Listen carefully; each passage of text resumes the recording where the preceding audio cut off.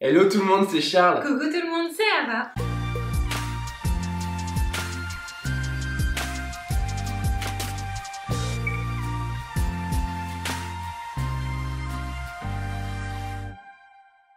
Bon, on espère que vous allez merveilleusement bien. Comme toujours. Comme d'habitude, il commence à faire très beau dehors, voire même un petit peu chaud. Et ça fait du bien. Ça fait du bien, mais on a besoin de recettes qui sont vraiment fraîches. Ouais. On va commencer à avoir des envies de glace. On va citer aucune De marque, sorbet. mais vous voyez de quoi on parle.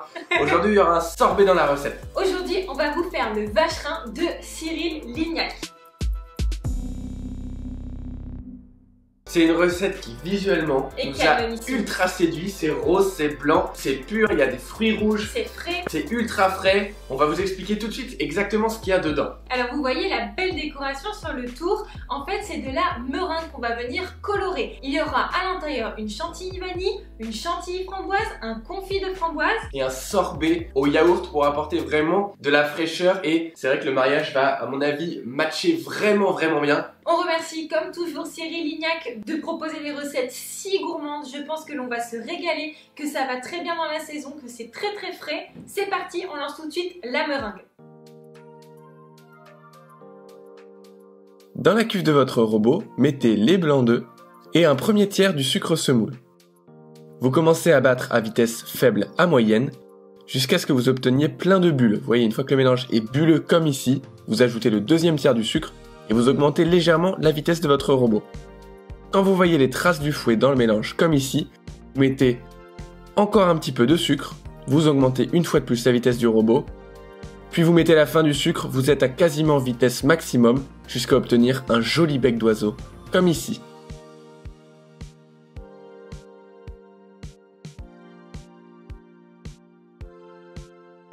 Sur cette meringue, vous allez tamiser votre sucre glace pour éviter qu'il y ait des grumeaux.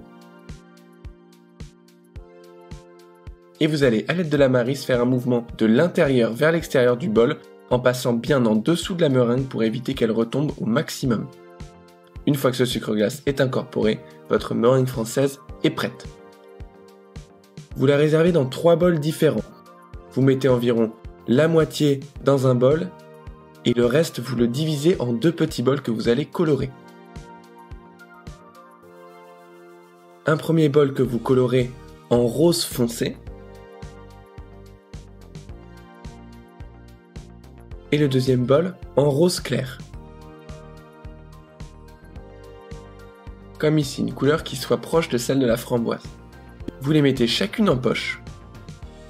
La meringue blanche dans une poche munie d'une douille lisse d'environ 10 mm et sur un rhodoïde d'environ 3,5 cm de largeur, vous étalez une fine couche de meringue.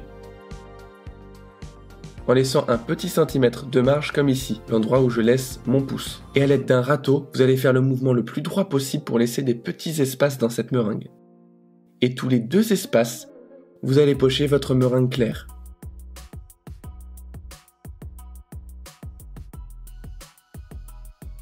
Et dans les espaces restants, vous allez mettre la foncée. Et ça va nous donner un joli dégradé de couleur.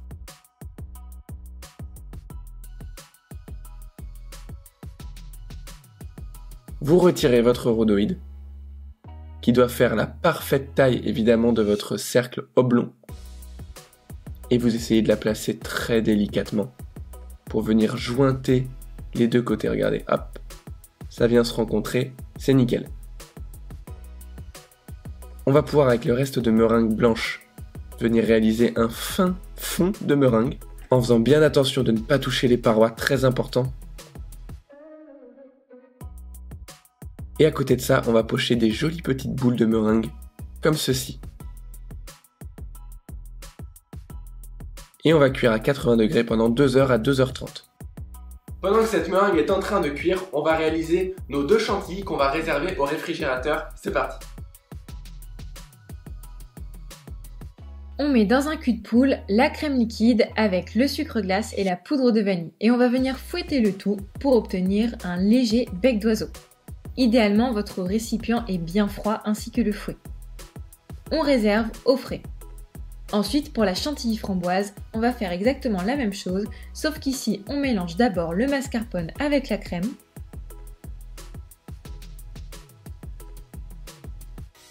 On ajoute ensuite le sucre et la purée de framboise. Et on vient fouetter le tout jusqu'à obtenir, encore une fois, un léger bec d'oiseau frémissant. On ne veut pas qu'elle soit trop montée, sinon ce ne sera pas joli. On réserve encore une fois au frais. On va pouvoir lancer le sorbet au yaourt. Alors on ne précise pas, mais là par exemple on a utilisé un yaourt non sucré. Allez bien dans la barre de description, on vous met souvent des détails si c'est du beurre doux, du sucre glace, etc.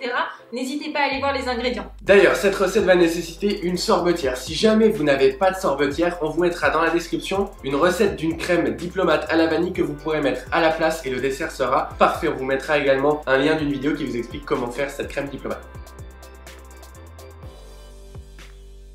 Dans une casserole, vous versez l'eau et le sucre semoule et vous allez porter le tout à ébullition. Il y a des petits morceaux, c'est nos petites gousses de vanille qu'on laisse sécher à l'intérieur du sucre. C'est un petit sucre vanillé maison. Une fois qu'il a bouilli, vous le versez sur la pesée de yaourt et vous mélangez simplement au fouet. Vous allez attendre que ce mélange refroidisse complètement à température ambiante. Vous pouvez le filmer si vous le voulez. Et une fois qu'il est tiède, vous le versez dans votre sorbetière et vous allez turbiner pendant environ 1 heure.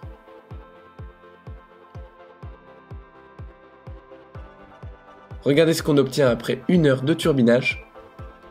Un joli sorbet bien frais. Il ne nous reste plus qu'à faire le confit de framboise pour apporter le peps, la fraîcheur de ce dessert. Alors c'est parti.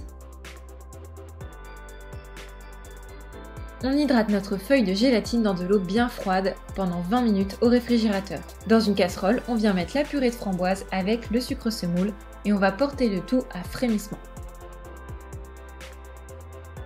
Ensuite, on retire la casserole du feu et on ajoute le jus de citron, ainsi que la gélatine. Bien hydratée bien sûr, et bien essorée. On mélange le tout pour que ce soit bien homogène et que la gélatine fonde. Et c'est prêt, on peut réserver dans un récipient large. On vient filmer au contact et on place 1 heure au réfrigérateur, minimum. Une fois que nos meringues sont cuites, on les sort immédiatement de leur plaque. On démoule et on va essayer d'enlever très délicatement le rhodoïde. On vous cache pas que c'est le moment le plus compliqué. On y va tout doucement parce que la coque est fine. Il ne faut surtout pas la casser, sinon tout ce qu'on mettra à l'intérieur risque de couler. Une fois que c'est fait, contrairement à nous, on vous conseille de mettre une fine couche de beurre de cacao fondu et d'attendre qu'il recristallise avant de mettre cette chantilly à la vanille dans le fond.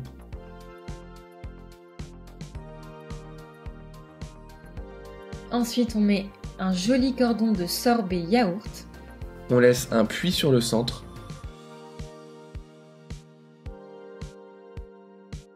Dans lequel on va venir mettre le confit de framboise.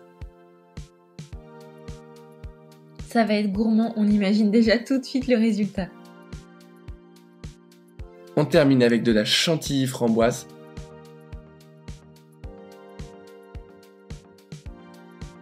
Qu'on va très légèrement lisser.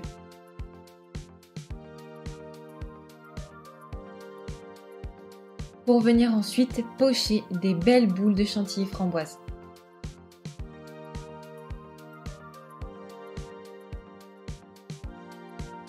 On laisse de l'espace pour pouvoir pocher ensuite notre chantilly vanille. On ajoute nos petites boules de meringue.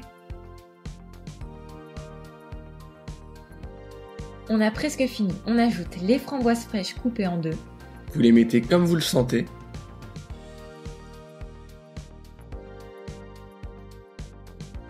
Et on termine avec un petit peu de confit de framboise pour le côté peps.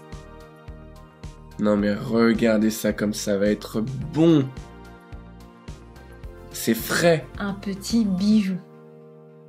On peut découper. Alors là, on vous avoue qu'on a attendu un petit peu, donc le sorbet risque de couler. Mais c'est juste, mais gourmand, mais à souhait. Mangez-le surtout bien frais. Les amis, c'est l'heure de la dégustation. C'est tellement beau qu'on n'a pas trop envie de le casser, mais faut y aller. C'est trop mignon. À la vôtre.